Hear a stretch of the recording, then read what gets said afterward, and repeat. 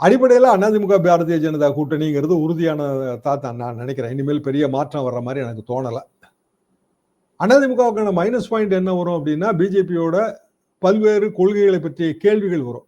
எப்படி பார்த்தாலும் கடைசியில் வந்து இட்ஸ் அ கல்ச்சுரல் வார். இப்போ உதாரணமா இருமொழி கொள்கை.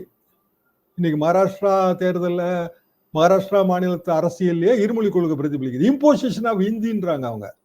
இன்னைக்கு காலையில் ஆங்கில பத்திரிகையில் ஒரு பெரிய கட்டுறங்க மகாராஷ்டிரா பாலிடிக்ஸை பத்தி. இந்தி திணிப்புங்கிற வார்த்தையை நான் முதல்ல அதுல தான் படித்தேன். அதான் அது நம்ம சொல்லிட்டு இருந்தது 1965 எங்க காலத்து போராட்டம் இந்தி திணிப்பு. இந்தி வல்லாண்மை எதிர்ப்பு குழு, இதுதான் எங்களோட இந்தி எதிர்ப்பு போராட்ட குழுவோட இந்தி திணிப்புங்கிற வார்த்தைக்கு நாங்க அப்படி பயன்படுத்தி இருந்தோம். இந்தி வல்லாண்மை எதிர்ப்பு குழு, இந்தி ஆதிக்கம். அதான் இப்ப சொல்றாங்க மகாராஷ்டிரா மாநிலத்துல ஹிந்தி வந்து எங்களை அழிச்சிருச்சு. அதாவது மராத்தி நேட்டிவிசம்ங்கிற வார்த்தையை அதுல காயின் பண்ணியிருந்தாங்க அந்த கட்டுரையில. மராத்தி அதாவது நமக்கு தமிழ் நேஷனலிசம்ங்கிற வார்த்தை தெரியும், தமிழ் தேசியவாதம். அவங்க நேட்டிவிசம்ங்கிற வார்த்தையை பயன்படுத்துறாங்க. மராத்தி என்பது நமது மொழி, அந்த மொழி அழிஞ்சிடக்கூடாது, பண்பாடு வந்து இழந்துடக்கூடாது. மராத்தி மனு அப்படிங்கிற வார்த்தையை பயன்படுத்தியிருக்காங்க. ரொம்ப இன்ட்ரெஸ்டிங்கா இருந்தது.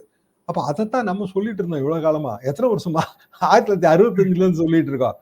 அப்ப அந்த இடத்துல அதிமுக என்ன பண்ணுங்கிறது பெரிய கேள்விக்குறி.